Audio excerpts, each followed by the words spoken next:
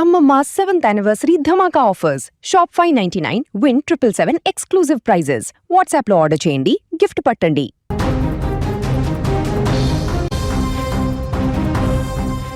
సూర్యాపేట జిల్లాలో మరోసారి రాజకీయ రక్తపాతం కలకలం రేపింది.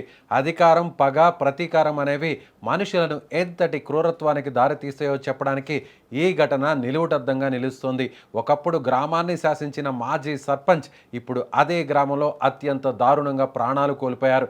యార్కారం గ్రామానికి చెందిన బీఆర్ఎస్ నాయకుడు మాజీ సర్పంచ్ చింతలపాటి మధు హత్యోదంతం ఇప్పుడు యావత్ జిల్లాను ఉలిక్కిపడేలా చేసింది.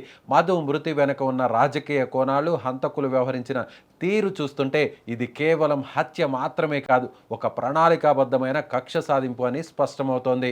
స్థానిక వర్గాల సమాచారం ప్రకారం చింతలపాటి మధును అత్యంత కిరాతకంగా అంతమొందించిన హంతకులు ఆ తర్వాత చేసిన పని చూసి స్థానికులు భయాందోళనకు గురయ్యారు. మధును హత్య చేశాక మృతదేహాన్ని 3 ముక్కలుగా నరికి వాటిని వేరువేరు గోను సంచుల్లో మూటగట్టారు. అనంతరం గ్రామ సమీపంలోనే ఎస్ఆర్ఎస్పీ కాలువలో వాటిని పడేసి పరారయ్యారు. మృతదేహం కాలువలో ఉండటాన్ని గమనించిన స్థానికులు వెంటనే పోలీసులకు సమాచారం అందించారు. రంగంలోకి దిగిన పోలీసులు మృతదేహాన్ని వెలికితీసి పోస్ట్ మార్టం కోసం సూర్యాపేట జిల్లా జనరల్ హాస్పిటల్కు తరలించారు. ఈ ఘటనతో యార్కారం గ్రామం ఒక్కసారిగా నిశ్శబ్దమైపోయింది. గ్రామస్తుల కళ్లల్లో భయం, ఆందోళన స్పష్టంగా కనిపిస్తున్నాయి. పోలీసుల ప్రాథమిక విచారణలో ఈ హత్యకు పాత రాజకీయ వైషమ్యాలే ప్రధాన కారణమని తేలుతోంది. మధు గతంలో కూడా ఒక సంచలన కేసులో నిందితుడిగా ఉన్నారు. కొన్నేళ్ల క్రితం జరిగిన అప్పటి సర్పంచ్ మిద్దె రవీందర్ హత్య కేసులో మధు ప్రధాన నిందితుడిగా ఉండడమే ఇప్పుడు ఆయన ప్రాణాల మీదకు తెచ్చిందని పోలీసులు అనుమానిస్తున్నారు. అప్పటి పగ, ప్రతీకారాలే ఇప్పుడు రివర్స్ అయ్యి మధును బలి తీసుకున్నాయని గ్రామస్తులు గుసగుసలాడుకుంటున్నారు. అయితే పోలీసులు మాత్రం అన్ని కోణాల్లో దర్యాప్తు చేస్తున్నారు. పాత కేసులతో పాటు ఇటీవల జరిగిన రాజకీయ పరిణామాలపై కూడా దృష్టి సారించారు. ఏ చిన్న పొరపాటు జరిగినా మళ్ళీ గ్రామంలో గొడవలు చెలరేగే అవకాశం ఉందని భావించిన అధికారులు యార్కారంలో భారీగా పోలీసు బలగాలను మోహరించారు. గ్రామంలో ప్రస్తుతం ప్రశాంతత నెలకొన్నట్లు కనిపిస్తున్నా లోపల మాత్రం ఉద్రిక్త వాతావరణం నెలకొంది. డీఎస్పీ నేతృత్వంలో ప్రత్యేక బృందాలు రంగంలోకి దిగాయి. హంతకులను గుర్తించి వారిని పట్టుకునేందుకు చుట్టుపక్కల ప్రాంతాల్లో గాలింపు ముమ్మరం చేశారు. మధును అంతమొందించిన ఆ దుండగులు ఎవరు? ఈ హత్య వెనక ఇంకా ఎవరి హస్తం ఉంది అనేది తేలాల్సి ఉంది. ప్రస్తుతం ఈ కేసుకు సంబంధించిన ప్రతి చిన్న అంశాన్ని పోలీసులు సేకరిస్తున్నారు. ఈ దారుణ ఘటన సూర్యాపేట రాజకీయాల్లో మరోసారి సంచలనం సృష్టిస్తోంది.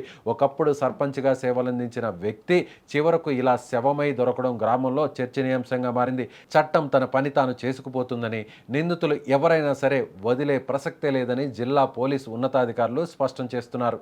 సూర్యాపేట రూరల్ పోలీస్ స్టేషన్ పరిధిలో నివాసం ఉంటున్నటువంటి ఎల్కారం విలేజ్లో నివాసం ఉండేటువంటి చింతలపాటి మధు, వీళ్ళ వైఫ్ ప్రీవియస్లీ గ్రామ సర్పంచ్గా పనిచేసినారు. వారు నిన్న ఈవినింగ్ నుంచి మిస్ అయినట్టు మనకు లేట్ 2 o'clockకి టౌన్ పోలీస్ స్టేషన్కి కంప్లైంట్ రావడం జరిగింది. ఇమ్మీడియట్లీ మనం కేసు బుక్ చేసినాం. డిఎస్పీ గారు, 3 సిఐలు, దాదాపుగా ఒక 4-5 ఎస్ఐలు, దాదాపు ఒక 20 మంది పోలీసులు, గ్రామస్తుల సహకారంతో మనం ఆయన లాస్ట్ తిరిగినటువంటి ఏరియా, ఆయన వచ్చే టవర్ ఏరియాని మనం సెర్చ్ చేయడం జరిగింది. మనకు 3:30 ప్రాంతంలో మనకు సూర్యాపేట నుంచి జనగాం వెళ్ళే హైవేకి, అంటే ఎల్కారం స్టేజ్ దాటిన తర్వాత లెఫ్ట్ సైడ్లో మనకు కల్వర్ట్ కింద ఒక గోనె సంచిలో అనుమానాస్పదంగా ఒక మృతదేహం ఉన్నట్టు రావడం, దాన్ని మనం అనుమానించి సో వాళ్ళ బంధువులకి ఇమ్మీడియట్లీ నైటే మనం తెలియజేయడం, వాళ్ళు చూసి గుర్తుపట్టడం. సో దాని మీద ఇమ్మీడియట్లీ మనం కేసుని మర్డర్ కేసుకి ఆల్టర్ చేయడం జరిగింది. ఖచ్చితంగా చింతలపాటి మధు చనిపోవడం అనేది మాకు కూడా బాధాకరం. సో కానీ ఎవరైతే నేరం చేశారో ఖచ్చితంగా వాళ్ళకి శిక్ష పడేటట్టు పోలీస్ డిపార్ట్మెంట్ కృషి చేస్తుందని చెప్తూ బంధువులకు కూడా మనం ధైర్యం చెప్పడం జరిగింది.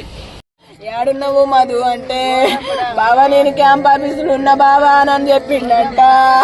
రామధు అని అంటే వస్తున్న బావా అని అన్నాడంట. మళ్ళా ఫోన్ చేస్తే ఇక ఎత్తట్లేడు. ఇక వస్తాడేమో అనుకున్నాము. పంచాయతీలో ఉంటే ఎవరు ఫోన్లు ఎత్తాడు, ఫోన్ సైలెంట్ లో పెడతాడు. ఇక అసలుకే ఎత్తట్లేడు. మాయా నా బంగారము, నా బండెత్తు, నా బండెత్తు, కళ్ళ వస్తుంది అనుకోనా, నా బండెత్తు, నాకు ఇష్టమైన బండెత్తు, నా ప్రేమ గల బండెత్తు. నాకు చిన్న చిన్న పిల్లలు